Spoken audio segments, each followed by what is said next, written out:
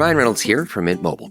I don't know if you knew this, but anyone can get the same premium wireless for $15 a month plan that I've been enjoying. It's not just for celebrities. So do like I did and have one of your assistants switch you to Mint Mobile today. I'm told it's super easy to do at mintmobile.com/switch. Upfront payment of $45 for 3-month plan, equivalent to $15 per month required. Intro rate first 3 months only, then full price plan options available. Taxes and fees extra. See full terms at mintmobile.com. Hey folks, it's Matt Zachary, and welcome to VAX On, a weekly segment of my podcast Adaptations, right here on the Offscript Media Network.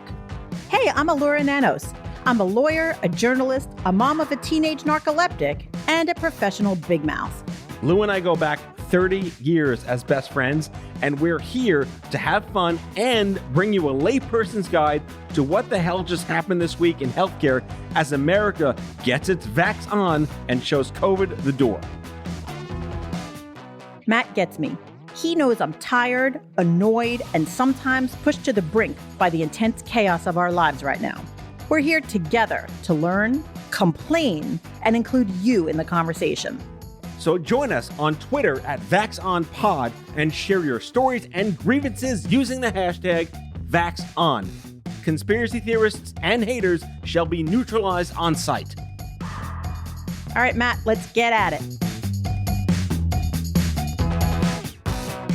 Matt, I'm so excited. We were off last week, and now I have extra enthusiasm for this week. It's like the cholesterol buildup of what the fuckery. Yes, but first I'm so excited. I have to share with you my excitement. Guess what happened in this last week? What happened? 2 major things. First, I had my first orchestra rehearsal post-pandemic. In person, on stage, everybody there playing Beethoven. It was amazing. We're back. So how'd you get through the masks with a reed? No masks. We were outside. I know. The music loophole. Be outside. The music loophole. Yes. And I mean, I play the piccolo anyway, so I wouldn't have been able to wear a mask. But really, a few of the string players, they kept their masks on, which, was fine. Certainly didn't, bother anybody one way or another. But we were able to be there in person, mostly unmasked. Maybe we sat a little bit farther from each other than we usually would, but we were close enough that you could still, hear one another play. And it was glorious. That's amazing. It was. I did not have huge. that experience, although I did have a fun 2 weeks since our last. Yeah, we took the kids, again, away to a place that didn't need masks, the outdoors. Not Florida. Not Florida, exactly. But we had a lot of fun. We did what we normally do, and we met my parents, and we stayed at this hotel, and we swam. And again, like this idea of normalcy, and I will add, as I think I do every show, we are now, I think, 26 days without incident at the school. They're still open. Amazing. They're still open. I love this hotel swim situation that you have going on, that you just randomly go and stay in hotels. I traveled a lot in the before times, and I've amassed the before times many points with Marriott that I just can't use. And, I think I mentioned this on the show as well, taking my kids to glamorous Edison, New Jersey, for $39 a night at some courtyard that is desperate for people to show up, and their pools are open. It's like going to Greece. We're swimming in the ocean in Edison, Fabulous. New Jersey. You might see a dolphin, look out the window. It's all they need. It's all they need. And it's so nice that, we're hopefully, knock wood, still coming out of this, at least in this country. We can talk about other countries and other episodes. But yeah, here we are trying to actually figure out what the hell normal is. And are we all going to go through some collective PTSD in this country? Because I'm seeing that. I'm feeling that. I see it in the kids. Well, you know what? It's interesting that you bring up the kids, because I also had a kind of monumental kids weekend, because we belong to a community swim club, and that is our happy place all summer, every summer. And last year we were able to open, which was really great, but it was with a lot of restrictions, and people were very hesitant to be close to one another. And there was a lot of telling the kids, don't get in anyone's face and only play with other kids in your bubble. So it was open, and it was nice, but it was weird last year. And we just opened this weekend. In New Jersey, we had fabulous 48-degree rainy weather. My daughter still went in the pool, by the way. Well, she's a mermaid. She's a mermaid. So I For had the a listeners that don't know this already, your daughter is a mermaid. Apparently she is. Yeah, I had a hat and coat on, like literally a winter hat and coat on, and she went in the water to do her deep end test. And but on Memorial Day, it was warmer. It was a beautiful day out, and everyone came out to our swim club, and we had a big barbecue, and the kids played. And the kids that I saw, it was very much like COVID was a distant memory. And they played, they were in a big group together. They were so happy. And even though I think they weren't necessarily conscious of the fact that this was the first time in a long time that they had been all together, you could see it. You could see the joy. It was palpable. And it was really exciting to just sit on the side and watch them all just do their kid thing together. And it was wonderful.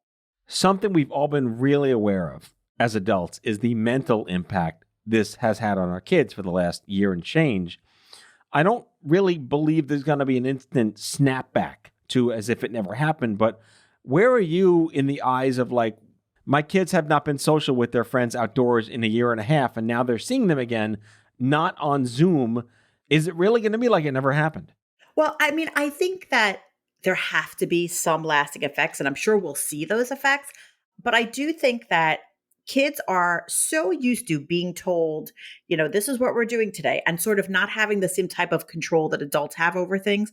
And I think that kids are able to have a little bit more elasticity with bouncing back to things. So I'm sure there's going to be long-term effects, but seeing what I saw this weekend, it was very hopeful because it was a lot of kids with a lot of different personalities and a lot of different individual family experiences, but put all together in what was a familiar environment with kids that they all knew. They did, at least to some degree, snap back to what was kind of their normal. I don't know if it felt the same to them, but I know that it looked the same to us. And it was really, really great to see. That's amazing. Yeah, it was great. Well, kudos. Yeah, it was fun. So looking forward to a great summer all around. You will have to bring your kids to swim in our pool. Well, we've been wanting that to happen for years. Yes, but I will make it happen this year. Now we have a podcast. Now we'll have to talk about it. Yes. We've always been geographically distant, but yet geographically inseparable. Exactly. So we're going to have to make this happen. But wait, I have mind-blowing news for you. Prepare to have your mind blown. Are we talking about something in the news now? We are. I don't know if you have the same thing I have, but as we're thinking about what is going to happen with COVID vaccines in the future, and there's all this talk about annual booster shots and all that, the first thought I had was, now I'm going to have to bring my kid for 2 shots every year, the flu vaccine and the COVID vaccine. And that's 2 times I'm going to have to wrangle my kid into the pediatrician's office and bargain with her over getting a shot. I imagine your kids also do not enjoy shots. They don't enjoy shots, no. No, and it's like a thing. Like some kids like hide under the table. Some kids deal with it like, they're walking slowly to their demise. But like, obviously no one enjoys shots. And it can be such a stressful thing for kids to get shots, even though as adults, we kind of, we're used to it. But it turns out that someone is developing, get this, a vaccine patch. What, like nicotine? So I think it's a little different than nicotine because the nicotine patch, I think you don't really even feel it when it goes on your skin. It's similar. It's like a Band-Aid, but it has what's called micro needles in it. So I think that they are saying that it feels like Velcro. So like you'll feel like a little scratchiness, but it won't really be like a shot. And what they are little teeny tiny micro needles made out of silicone that deliver the vaccine into your skin. And then, ready for this? The little micro needles dissolve into your skin. I have no response. I literally have no response. You're like without speech. That's like Star Trek shit. That's crazy good. Wait, and guess what else? This technology, it's already in use. Not with vaccines, though. So it's kind of akin to the mRNA. We rushed the vaccine. No, we didn't, because we've been doing mRNA research for like a decade. Right. Well, this, as is often the case, this technology of these microneedles, it's already actually being used all over the place in places like Sephora and Ulta. Not at all for vaccines, but to deliver retinol into your skin to make your wrinkles go away. So like a Botox Band-Aid. It's kind of like a Botox Band-Aid. Yeah. And you can like look it up. It's called microneedling. And it's like this technology where you put a patch on and it delivers something subdermally. That's a real dermatological word. I'm feeling dermatological today. Yes. But I mean, that's cool, right? Then they should get boosters out of Sephora. That would be great.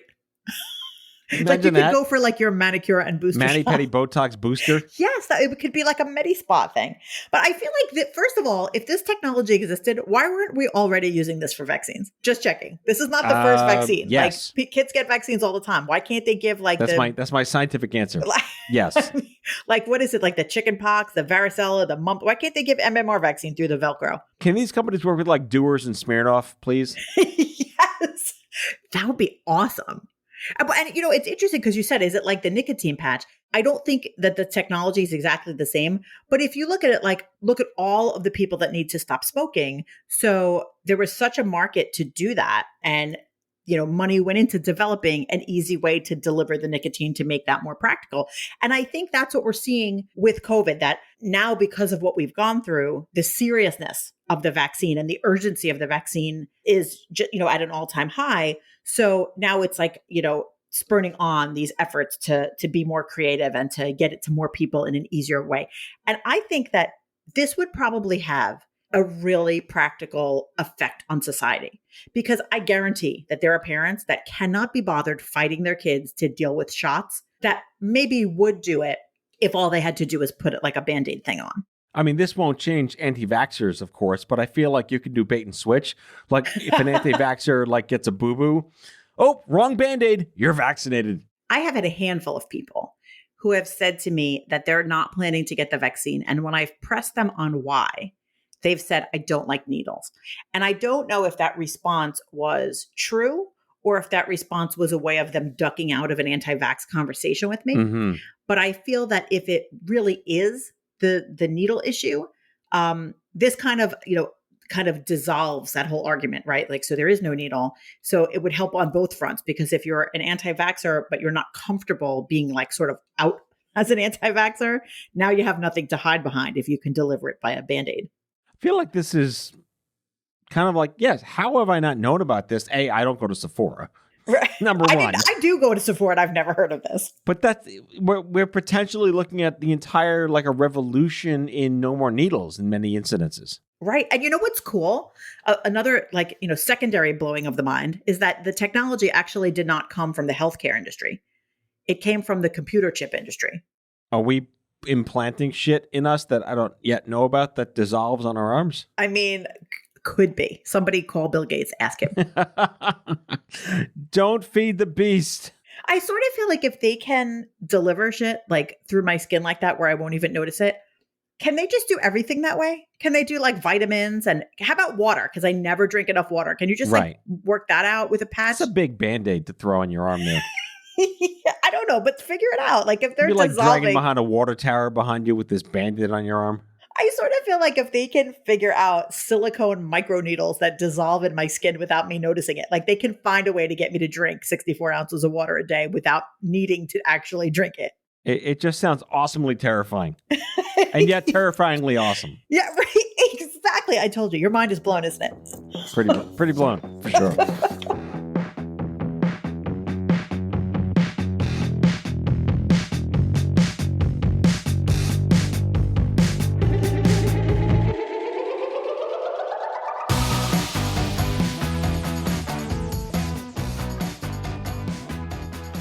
All right, what's next?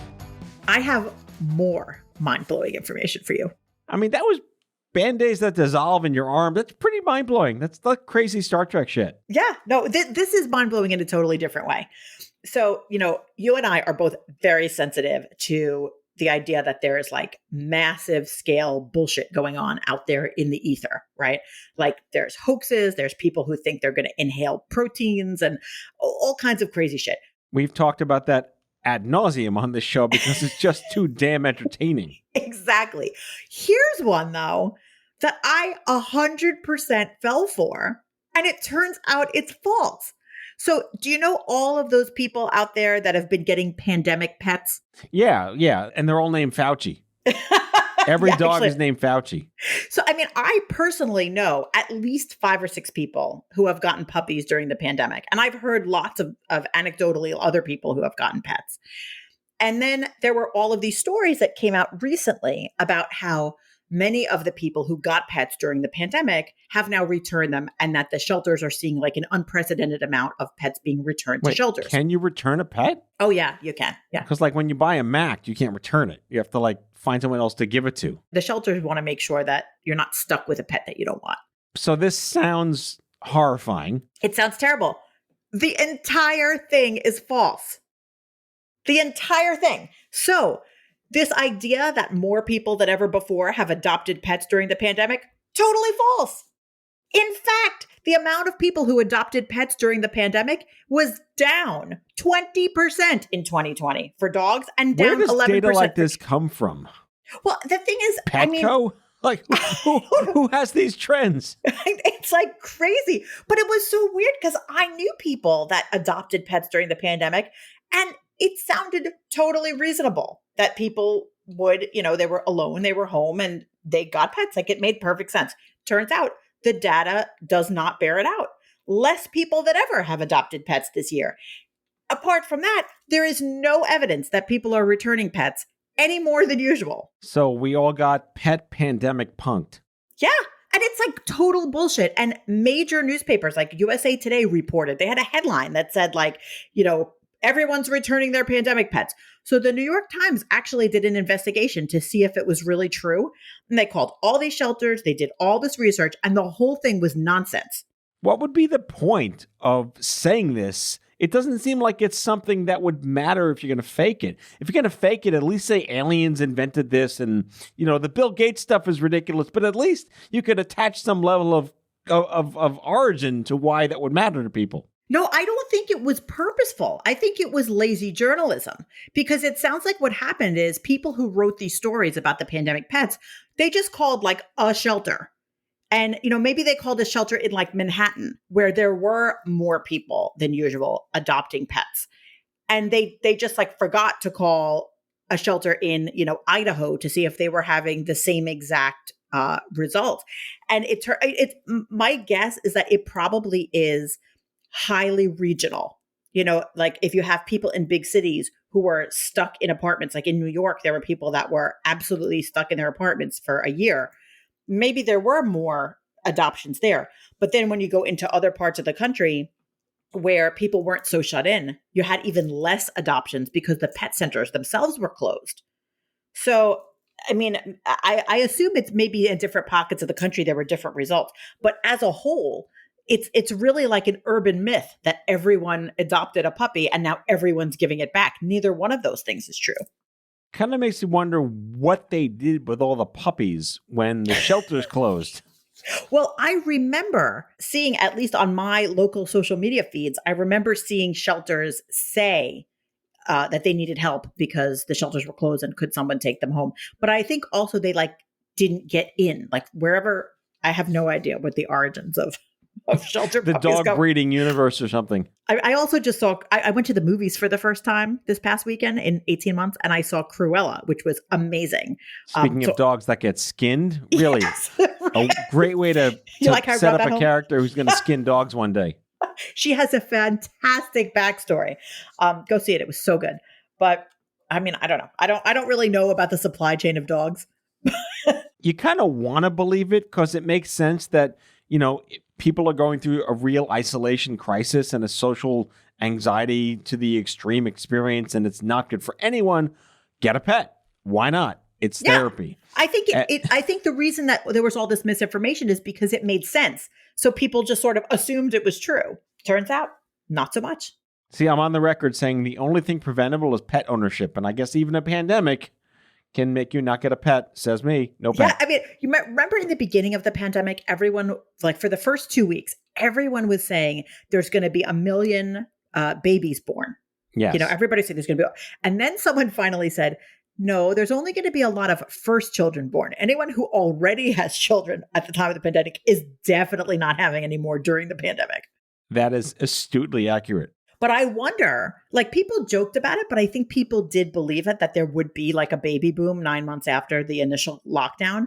I wonder if that really happened. I suspect it did not, because people were so traumatized that I doubt a lot of people were choosing this as a great time to start a family. We can only find out what the future holds in the future. But it's already 9 months past the lockdown. So that future is in the past, isn't it? I can't think anymore. What day is it? November 5th, 1955. My flux capacitor stopped fluxing a long time ago. Exactly. Hey-yo! On that note, here's some ads.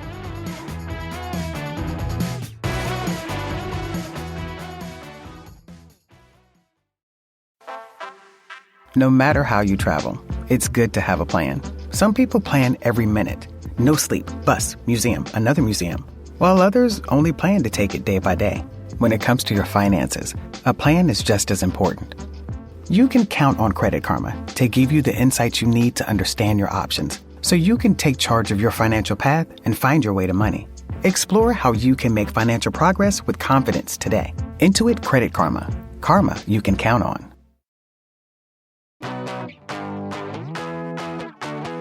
All right, we're back, and I really love digging into conspiracy theories, especially in COVID, because there's so many of them.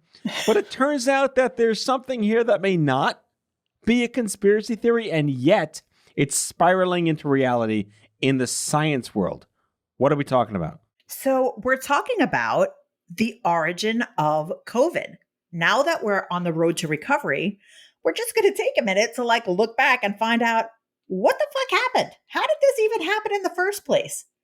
And it sounds like no one's really sure if it was the bat, of lore, or if it was the wet market bat. The wet market bat. Or did I tell you my daughter wanted to be a bat next Halloween? No. I was like, please don't be the... We going back to the mermaid animal thing with her? I was like, please don't be the COVID bat. That's really creepy. That would be a great Halloween costume. When is that going to be not too soon to be the COVID bat? Or to have a joint costume, like the bat and the COVID Oh, God. not okay. Sorry, that's terrible. This Halloween's going to be fucked up. Our end of non sequitur. Sorry. The COVID bat was the reason. We knew that. And now it's not. I don't know. I don't know. You want to believe. You want to believe. Do I want to believe it? I don't know, because basically we thought it was the wet market bat. Now scientists have been looking into what they're calling the lab leak theory, and that theory is that scientists in China were working on coronavirus research, and that accidentally there was a leak from the lab, and that several of the scientists got sick, and then that was kind of ground zero for the pandemic. Now, scientists have said, sure, that's possible. It could have happened that way. Now, that doesn't mean it did happen that way, because it also could have happened from the bat or some other zoonotic event. Gesundheit. Yes. So, it could have been that, because viruses do jump species like that. So we kind of know how it could have happened, but we don't know how it did happen. So, I guess it's important to know how it did happen. And President Biden directed the U.S. intelligence community to double down on its efforts investigating what the hell happened. Not surprising, the Chinese government's like, what are you talking about? Case closed. Bat. There's pay no attention to the bat behind the curtain. Yeah. And of course, now there's all these looks into, well, where were the scientists in China? And when did they first come into contact with someone? And when was the first case of COVID in the U.S.? So there's a lot of, looking back, retroactive detective work, as studies are being done to try to figure it out. Dr. Fauci even pointed out that it doesn't make sense to study things that didn't happen at the actual scene in Wuhan. So, for example, like he said, you don't want to study bats in Virginia to find out what was happening in China, because that's not going to help you figure it out. So this lab leak theory, we know that scientifically it makes sense. That doesn't necessarily mean that that's what happened. But, the government's kind of looking into it. Where that will go, I couldn't tell you. I just feel like this is going to open up a Pandora's box of more conspiracies that we did it to ourselves, or this was a bio attack and China was doing this on purpose, or this was planned as a global social experiment to kill people, the viral Holocaust. I've heard all these crazy things. And this seems to be a way to exacerbate that. Yeah, I agree with you. Did you see that episode of John Oliver when he talked about why people need conspiracy theories? No, it was fascinating. So John Oliver talked about this psychological study about that the reason why people need conspiracy theories to explain really big events is because psychologically, we don't want to accept that a ginormous global event could be triggered by a sort of random occurrence, that it's more acceptable to us that when something has monumental consequences, that it happened as a result of a lot of people being involved with it. And that if it's something that's not so consequential, we're okay accepting that maybe something that's not so important happened as a result of a random happenstance. Like moon landing, Kennedy. Right. And Flat Earth. The study that they brought up on the John Oliver show, it was really fascinating. They said if you take the Kennedy assassination and the attempted assassination of Ronald Reagan and you put them side by side, the events are very similar. There's a million conspiracy theories about Kennedy, but not many about the Reagan attempted assassination because it didn't work. So people don't need this kind of, monumental explanation because it didn't really do anything in terms of changing the course of history. But people need that feeling when it comes to the Kennedy assassination.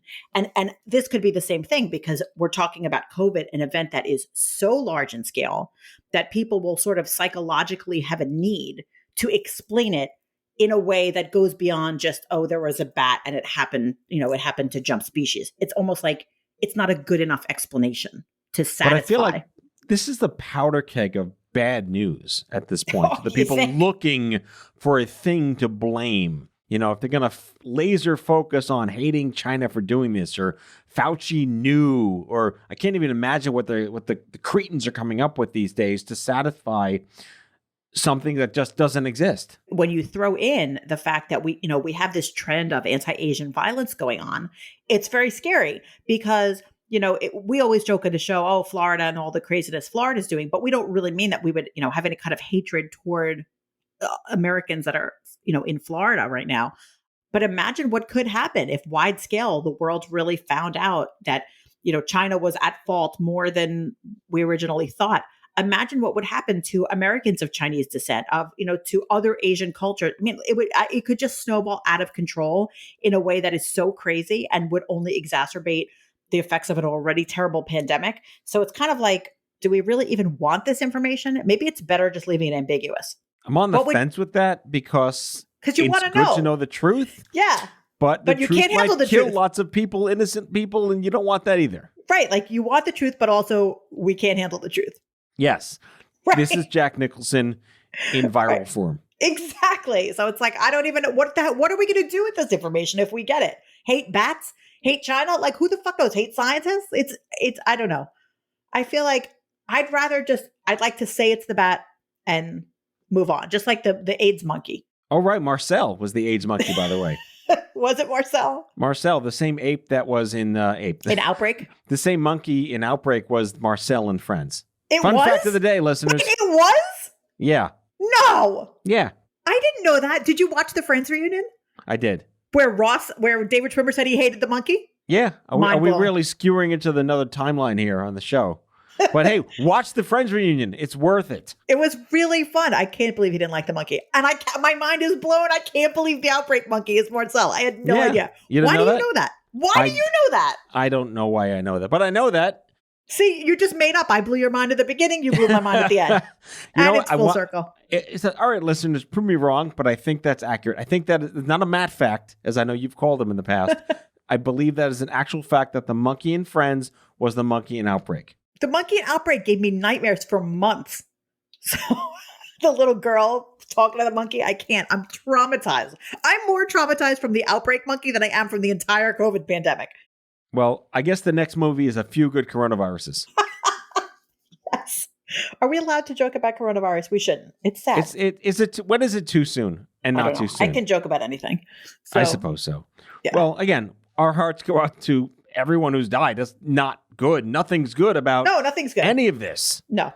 Well, Elura, with all due respect to reality and how we can get away with dancing Nazis and the producers, I think it was Steve Allen that once said that comedy is tragedy plus time. That works. That works for this. Yeah. Our heart goes out to people who lost people, and it's never good. So with all that said, you shocked me with viral Band-Aid, no needle people. And dogs. And I shocked you that Marcel is the monkey from Outbreak and Friends. I'm shocked. I will continue the rest of my day just being shocked. Shocked, I say. Shocked. Came here for the waters. But we're in the middle of a desert. Casablanca? No one? Tweet, tweet, chirp, chirp, Casablanca. All right, we're ending on Casablanca. This episode of VAX On was not brought to you by Marcel Morocco. the monkey. By Morocco. Okay. All right, folks. Take care. Bye-bye. Bye. See you next time. That's all for today, folks. If you like today's show, the conversation continues on Twitter at VaxOnPod. That's VAXON Pod. Be sure to subscribe, leave a review, and tell all your friends to listen. VaxOn is a product of Offscript Media. Our executive producers are Matthew Zachary and Elura Nanos. Our senior producers are Brianna Seeley and Andrew McDowell. It is mixed and edited by Brianna Seeley. Our theme music is by Chair Model. For advertising and media inquiries, email media@offscript.com. Hit us up at contact@offscript.com to share comments, feedback, and make recommendations. For more information, visit offscript.com.